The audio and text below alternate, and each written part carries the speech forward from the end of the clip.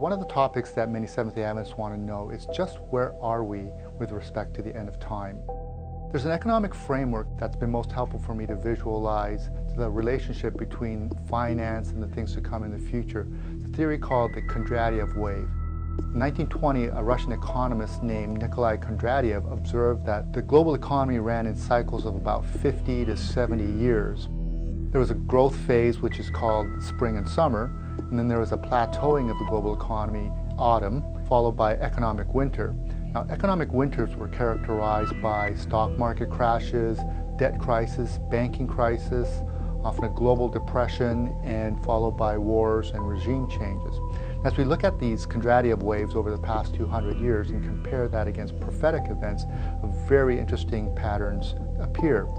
Perhaps one of the most prominent things that occurred was in the year 1844, the end of one of these economic winters.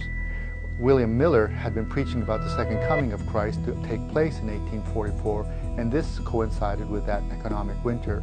Miller's success in preaching about the second coming of Christ may have been helped by the economic conditions of the time.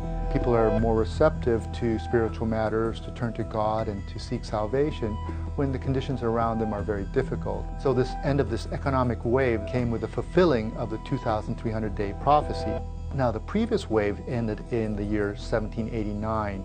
This was the start of the French Revolution. And as the revolution progressed, it resulted in the arrest and the exile of the Pope in 1798. This was the end of the 1260-day prophecy. And again, there's this close tie between prophecy and the Kondratiev wave. Now, the third cycle ended in the year 1896. This was shortly after the Seventh-day Adventist Church had its 1888 experience.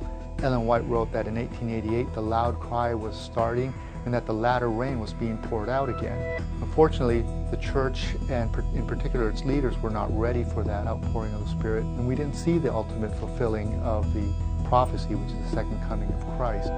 The next cycle that ended in 1945 was a very catastrophic cycle which had 2 world wars, an era which made it very difficult for the gospel work to be finished due to wars and the closed borders. Ellen White had lamented in the year 1903 about what might have been if we had been ready to receive the Holy Spirit. Perhaps it was a cycle that offered no opportunity to finish the work. So we look at the current cycle that we're in today. We're again in economic winter.